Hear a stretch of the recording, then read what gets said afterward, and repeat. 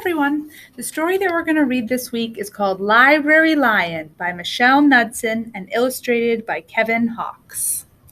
Library Lion. Since it's only the second week of library, I thought we could do another library story. One day, a lion came to the library. He walked right past the circulation desk and up to the stacks. Mr. McBee ran down the hall to the head librarian's office. "Miss Merriweather," he called. "No running," said Miss Merriweather without looking up. "But there's a lion," said Mr. McBee, "in the library." "Is he breaking any rules?" asked Miss Merriweather. She was very particular about rule breaking. "Well, no," said Mr. McBee, "not really." "Then leave him be." The lion wandered all around the library. He sniffed the card catalog. He rubbed his head against the new book collection. Then he padded over to the story counter and went to sleep. No one was sure what to do. There weren't any rules about lions in the library. Soon it was time for story hour. There weren't any rules about lions at story hour either. The story lady seemed a little nervous, but she read out the first book's title in a good, clear voice. The lion looked up. The story lady kept reading. The lion stayed for the next story, and the story after that. He waited for another story, but the children began to walk away. "Story hour is over," a little girl told him. "It's time to go." The lion looked at the children. He looked at the story lady. He looked at the closed books. Then he roared very loud. Roar! Miss Merriweather came striding out of her office. "Who is making that noise?" she demanded. "It's the lion," said Mr. McBee. Miss Merriweather marched over to the lion. "If you cannot be quiet, you will have to leave," she said in a stern voice. "Those are the rules." The lion kept roaring. He sounded sad. The little girl tugged on Miss Merriweather's dress.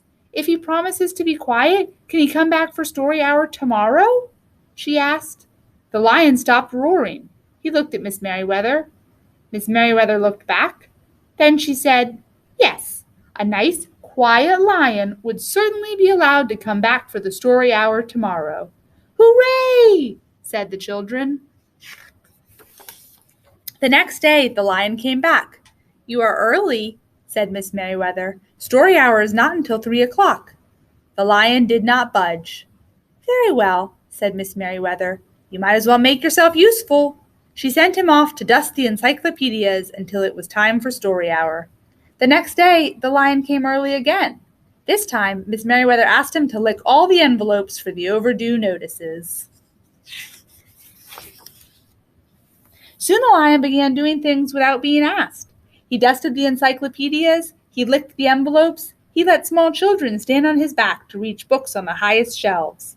Then he curled up in the story corner to wait for story hour to begin. At first, the people in the library were nervous about the lion, but soon they got used to having him around. In fact, he seemed very well suited for the library. His big feet were quiet on the library floor. He made a comfy backrest for the children at story hour, and he never roared in the library anymore. "What a helpful lion," people said. They patted his soft head as he walked by. How did we ever get along without him? Mr. McBee scowled when he heard that. They had always gotten along fine before. No lions were needed. Lions, he thought, could not understand rules. They did not belong in a library. One day, after he had dusted all the encyclopedias and licked all the envelopes and helped all the small children, the lion padded down the hall to Miss Merriweather's office to see what else there was to do. There was still some time left before story hour. "Hello, lion," said Miss Merriweather. "I know something you can do. You can bring a book back into the stacks for me. Let me just get it down from the shelf." Miss Merriweather stepped up onto the step stool. The book was just out of reach. Miss Merriweather stood on her toes. She stretched out her fingers. "Almost there," she said. Then Miss Merriweather stretched a little too far. "Ouch," said Miss Merriweather softly. She did not get up. "Mr. McBee," she called after a minute. "Mr. McBee!" But Mr. McBee was at the circulation desk. He could not hear her calling. "Lion," said Miss Merriweather, "please go and get Mr. McBee." The lion ran down the hall. "No running," Miss Merriweather called after him. He put his big front paws up on the circulation desk and looked at Mr. McBee. "Go away, Lion," said Mr. McBee. "I'm busy." The lion whined. He pointed his nose down the hall towards Miss Merriweather's office. Mr. McBee ignored him. Finally, the lion did the only thing he could think of to do. He looked Mr. McBee right in the eye, then he opened his mouth very wide, and he roared the loudest roar he had ever roared in his entire life. Roar! Mr. McBee gasped. "You're not being quiet," he said to the lion. "You're breaking the rules." Mr. McBee walked down the hall as fast as he could. The lion did not follow him. He had broken the rules. He knew what that meant. He hung his head and walked toward the doors. Mr. McBee did not notice. "Miss Merriweather," he called as he walked. "Miss Merriweather, the lion broke the rules! The lion broke the rules!" He burst into Miss Merriweather's office. She was not in her chair. "Miss Merriweather?" he asked. "Sometimes," said Miss Merriweather from the floor behind her desk, "there's a good reason to break the rules, even in the library. Now please go call a doctor. I think I've broken my arm." Mr. McBee ran to call a doctor.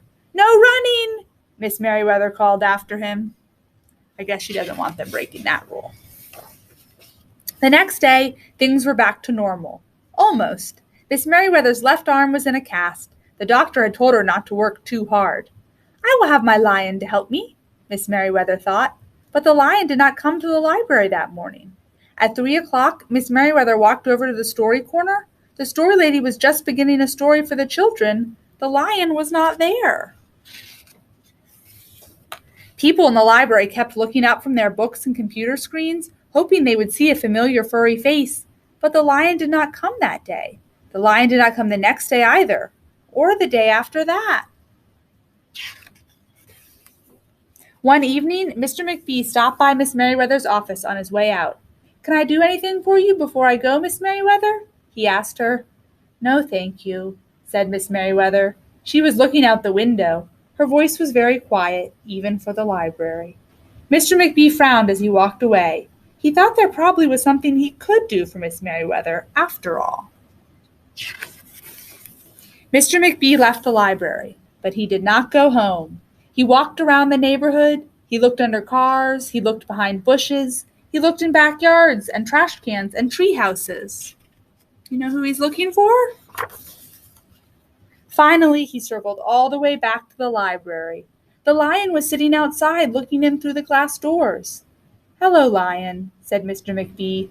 The lion did not turn around.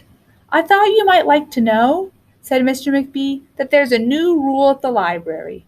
No roaring allowed unless you have a very good reason. Say, if you're trying to help a friend who's been hurt, for example." The lion's ears twitched. He turned around, but Mr. McBee was already walking away.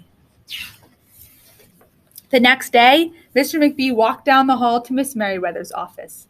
"What is it, Mr. McBee?" asked Miss Merriweather in her new, sad, quiet voice.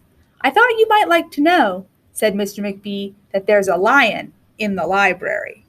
Miss Merriweather jumped up from her chair and ran down the hall. Mr. McBee smiled. "No running," he called after her. Miss Merriweather didn't listen. Sometimes there was a good reason to break the rules, even in the library. The end. I love that story a lot. Hopefully you liked it too. All right, I'll see you next week.